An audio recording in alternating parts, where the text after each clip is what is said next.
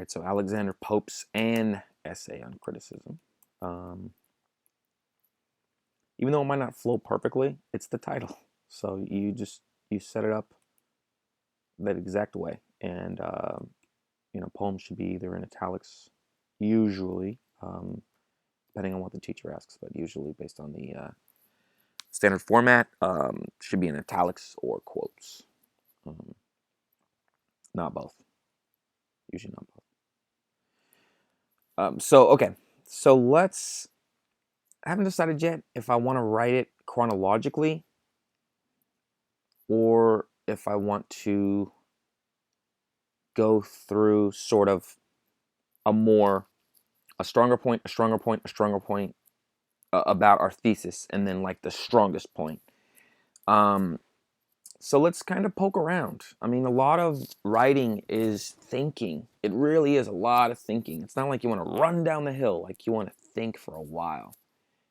You want to marinate. You want to say, you want to debate in your head. You want to say, oh, do I want to do chronological? Let me see the evidence I have. How would it sound? I've done chronological before. If you only do chronological essays for this teacher, then you should mix it up. You shouldn't only turn in chronological essays. You actually should not.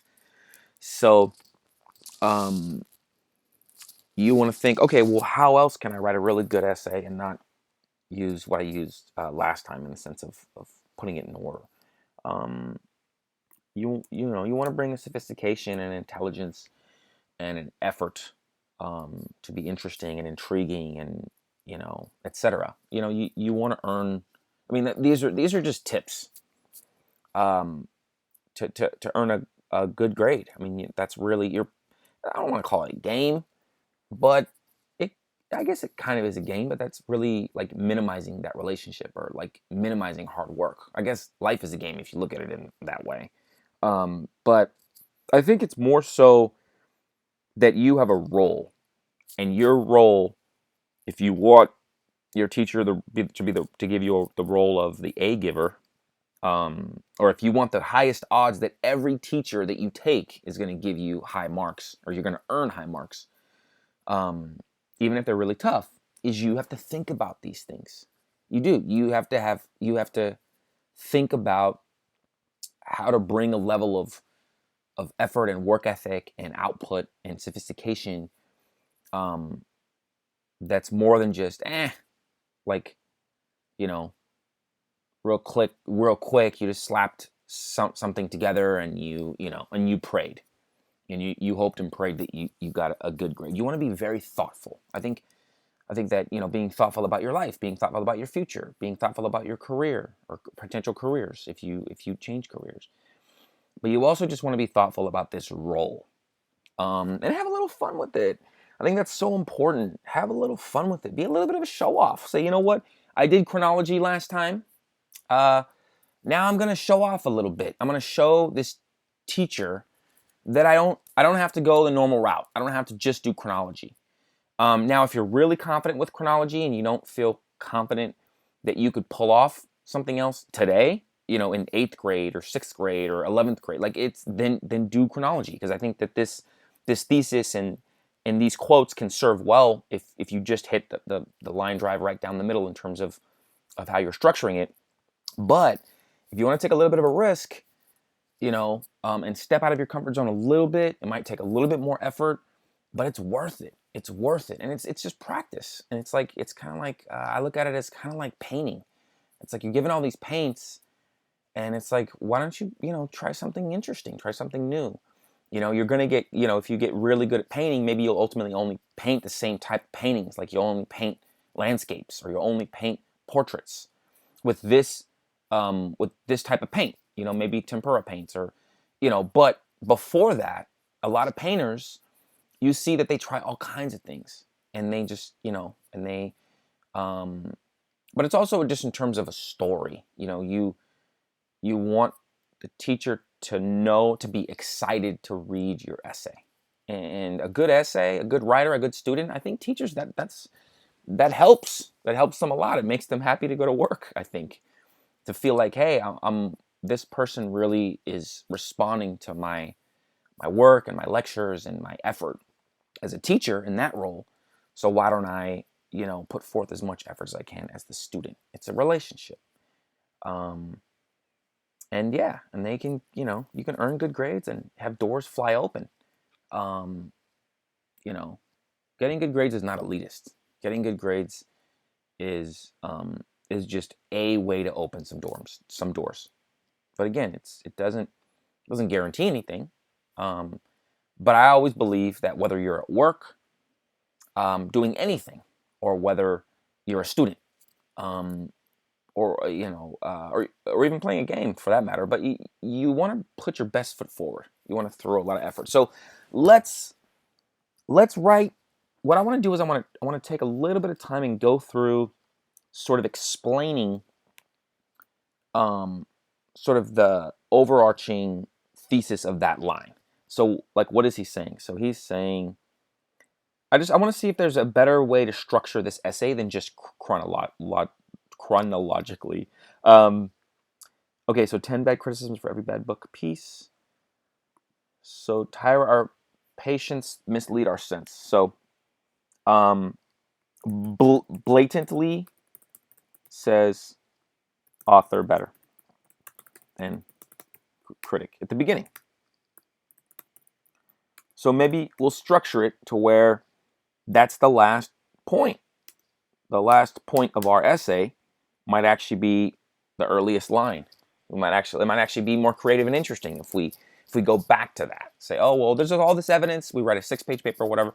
There's all this evidence that there's support that that Alexander Pope, or the speaker in his poem, which presumably is Pope because it's sort of an editorial. So I think we can safely say it's Alexander Pope. But again, listen to your lecture. I haven't taken this class in years, so you want to look at those notes, look back at those notes, and weave those notes in to your essay if it's appropriate in terms of things such as, is this the speaker or is this Alexander Pope? And you might want to even ask. That might even be a question you can ask either in office hours or before after class or even in the class. Raise your hand and say, do you when they're talking about the essay, raise your hand. It's a good question. Teachers love good questions, and your fellow students do also. They respect it, because they're probably thinking the same thing. Teacher, do you want us to refer to the speaker always as the speaker in the poem, or is it okay to refer to the speaker as the poet? I think that's an excellent question to ask, and different teachers might have different responses. But yeah, so blatantly, here he blatantly says it. It's in the beginning. So here it's a 10-to-1 ratio. 10-to-1 ratio, bad critics versus bad poets, right? Or bad critiques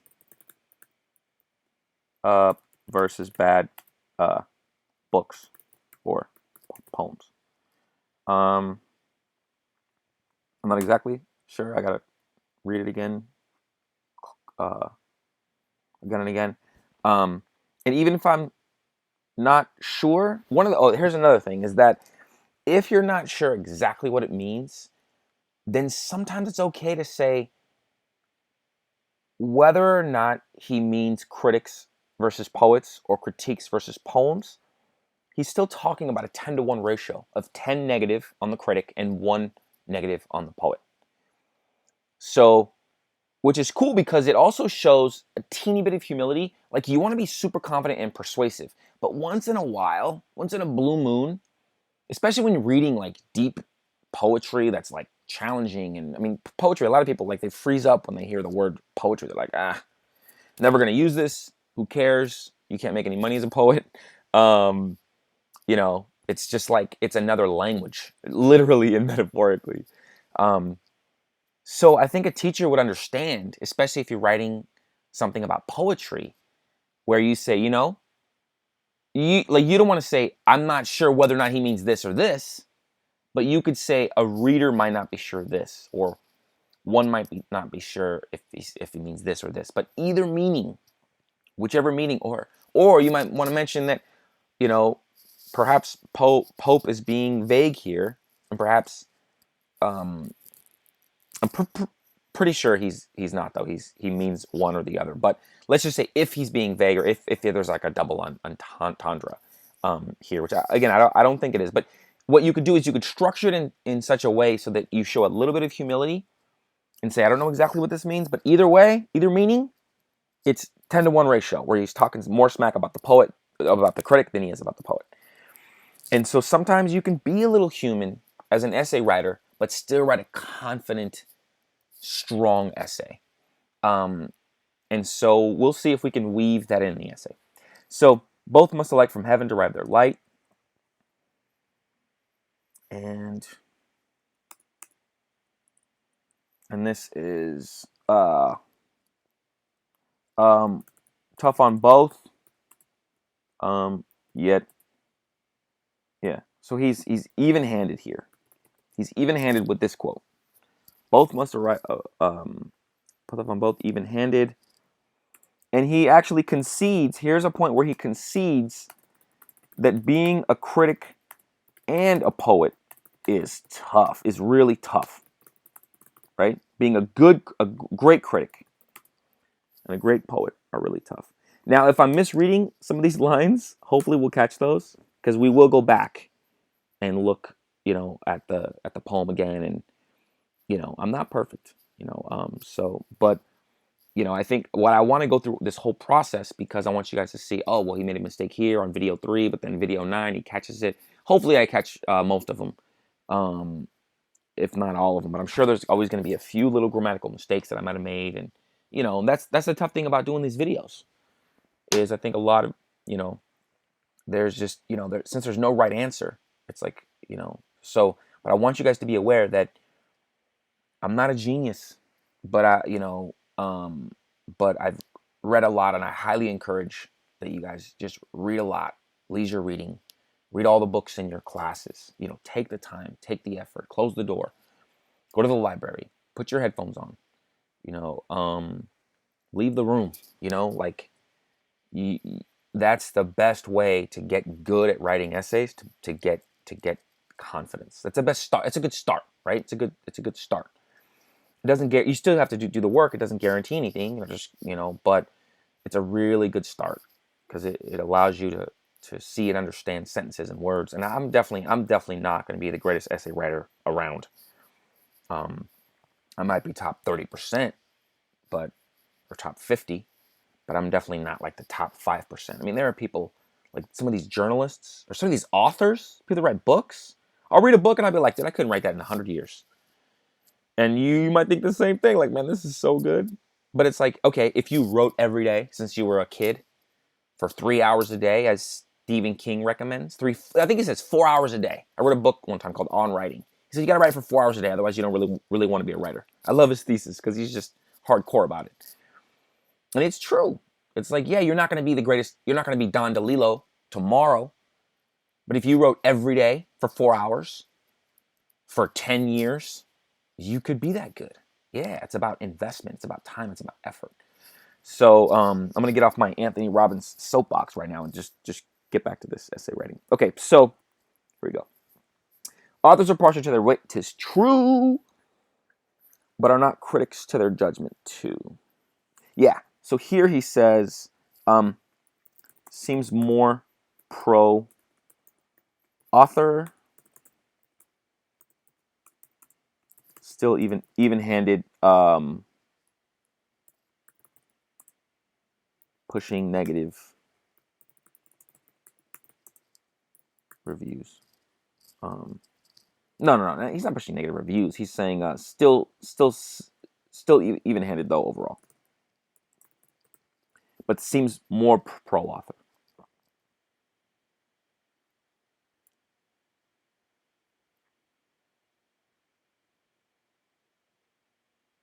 So what I could do is make this like a number, right? So, and we can set it up here. And this might be a little overkill. I don't know if, but we'll just do like plus, +1 or minus. This might be a little bit much. +10. Right? So this is an argument where it's blatant. right? Plus 10. This literally is plus 10. He's like, there's a 10 to 1 ratio. So this means he supports an author by like a factor of 10 compared to the critic. Here he's tough on both. And this is 0. Even. Even. This is totally even. So maybe in our the way we structure it is we go from more even to plus 10. If we decide not to go chronologically, we're going to go for the quotes where he's more even-handed, and then ramp it up to the quotes where he's the most pro-author. And so that could be another option. So, and then this is probably plus 2 because he says authors are partial, but aren't critics too? That seems like, especially ending his stanza in that way, he still seems pro-author, but not as much as like plus 10. So this is a good start for these. I'm gonna do all of these for all of this. I'll walk you guys through all of this. It seems like a lot, I know. Like writing an essay is not easy, and it does take a lot of time and an investment. But I'm telling you guys, if you structure it in this way and you go through this process, I believe it'll help you not only with writing essays, but also in the future as well, just in life, in terms of your civic role in society. Thank you very much.